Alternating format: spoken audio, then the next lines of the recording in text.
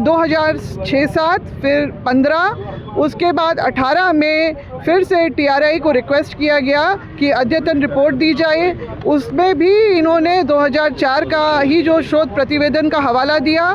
2022 में आपका जो फरवरी के महीने में एक बार फिर से इन्होंने जो बात रखी, तो तत्कालीन निदेशक ने जो है उन्होंने जो उसमें अपनी टिप्पणी की है कि बार बार जो है ये अद्यतन रिपोर्ट मांगते हैं, जबकि एक बार जो है जो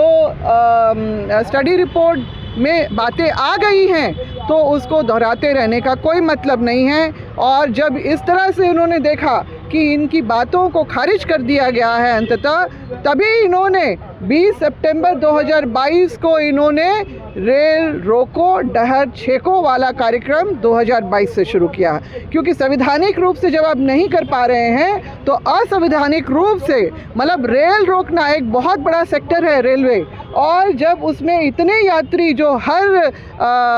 पूजा का समय है सब बहुत पहले से अपना रिजर्वेशन करवा के रखते हैं, उनको घोर असुविधा का सामना 2022 के 5 दिन के रेल रोकने के परिचालन रोकने के अंतर्गत हुआ। और जो है इसको फिर 2023 में इन्होंने जब देखा कि उनकी मांग नहीं पूरी हुई तो 23 में भी इन्होंने ऐलान किया था 20 सितंबर 2023 को। और मगर उस बार हम लोगों ने जो है प्रेस कॉन्फ्रेंस करके और जो भारत सरकार राज्य सरकार को हमने चेताया था कि अगर इस तरह की कोई भी बात होती है, क्योंकि संवैधानिक अगर संस्थान इनकी चीज़ों को नहीं मान्यता दे रहे हैं तो इनके राजनीतिक दबाव में आके कुछ भी ऐसा नहीं होना चाहिए कि जिससे आदिवासी समाज को असुविधा हो।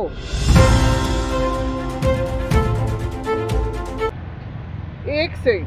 जो झारखंड गठन के राज्य के गठन होने के बाद से जो आदिवासी सूची में शामिल किए जाने की इन्होंने मांग की, तो उसके मद्देनज़र जो है 2004 में झारखंड जनजातीय शोध संस्थान, जिसको TRI भी बोलते हैं, उसके द्वारा जो है शोध प्रतिवेदन जो है वो तैयार किया गया, जो 6 महीने की गहन और बहुत सारे मतलब फील्ड वर्क के अलावा जो बहुत सारे जो रेफरेंसेस थे जो पुराने समय से लेके वर्तमान समय तक का, उसके आधार पे जो रिपोर्ट तैयार हुआ है एथनोग्राफिक स्टडी रिपोर्ट, उसके आधार पे इनका जो है दावा कहीं से भी सही नहीं बैठता है। 1913 का जो नोटिफिकेशन जो इंडियन इनहेरिटेंस एक्ट मतलब भारतीय उत्तराधिकार अधिनियम का जो ये हवाला देते हैं, जिसमें कुर्मी को लिस्ट में अन्य आदिवासियों के साथ में उनको शामिल किया गया है, मगर 1938 का जब हम लोग देखते हैं नोटिफिकेशन, जो तब उसमें हम लोग पाते हैं कि उनको वहाँ से हटा दिया गया है। कारण ये है कि 1913 का नोटिफिकेशन के बाद इन्होंने इस बात का कड़ा विरोध किया कि कुर्मी जो है क्षत्रिय जो है जाति के हैं, शिवाजी महाराज के वंशज हैं, और इसीलिए वो आदिवासी का जो है इसमें शामिल नहीं किया जाए लिस्ट में। और इसका विरोध करते हुए इन्होंने जो है अपना ज्ञापन भी सौंपा है, और विरोध इतना किया कि उनको 1921 में जब अगला जो जनगणना जब हुआ इस देश में 1921 में, तो हम लोग पाते हैं कि इनको कुर्मी क्षत्रिय हिंदू के बतौर जो है इनकी जनगणना हुई देश भर में। और इसके बाद 1931 में जो आपका उड़ीसा और बिहार का जो संयुक्त सेंसस रिपोर्ट आता है, उसमें भी इनको जो है आदिवासियों की जो 2 इंपीरियल टेबल के सूची में इनको कहीं नहीं रखा जाता है। बस ये मेंशन किया गया कि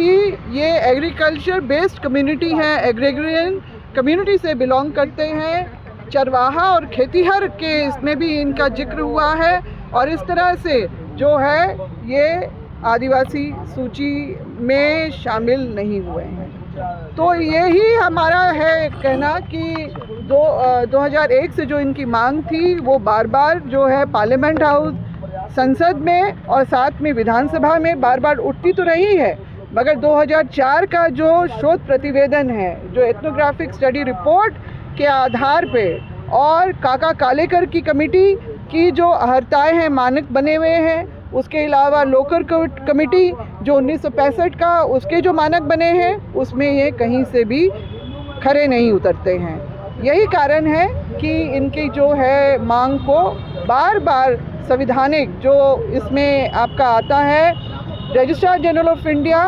गृह मंत्रालय भारत सरकार, वहाँ पर से रिजेक्ट किया जाता है, और साथ ही साथ ट्राइबल अफेयर्स मिनिस्ट्री जो भारत सरकार, वो भी इसको लगातार अमान्य कर रही है इनकी मांगों को, इन्हीं सब अहर्ताओं और मानकों को मद्देनज़र रखते हुए। राज्यपाल से आज मुलाकात की है क्या कुछ? नहीं, निश्चित रूप से, क्योंकि वो उन्होंने बताया कि मैं भी तो 30 बरस से, मतलब 3 दशक से मैं संसद में रहा, पार्लियामेंट हाउस में रहा, कभी भी इनकी मांग जो है इस तरह से कभी भी नहीं उठी है, और गाहे बगाहे जो इनका जिक्र करते हैं कि हमने मांग उठाई है, मगर वो जो है संविधानिक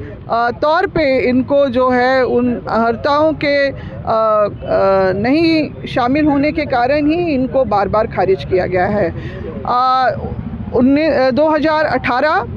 2006-7, फिर 15, उसके बाद 18 में फिर से TRI को रिक्वेस्ट किया गया कि अद्यतन रिपोर्ट दी जाए। उसमें भी इन्होंने 2004 का ही जो शोध प्रतिवेदन का हवाला दिया। 2022 में आपका जो फरवरी के महीने में एक बार फिर से इन्होंने जो बात रखी, तो तत्कालीन निदेशक ने जो है उन्होंने जो उसमें अपनी टिप्पणी की है कि बार बार जो है ये अद्यतन रिपोर्ट मांगते हैं, जबकि एक बार जो है जो स्टडी रिपोर्ट में बातें आ गई हैं तो उसको दोहराते रहने का कोई मतलब नहीं है। और जब इस तरह से उन्होंने देखा कि इनकी बातों को खारिज कर दिया गया है अंततः, तभी इन्होंने 20 सितंबर 2022 को इन्होंने रेल रोको डहर छेको वाला कार्यक्रम 2022 से शुरू किया, क्योंकि संवैधानिक रूप से जब आप नहीं कर पा रहे हैं तो असंवैधानिक रूप से,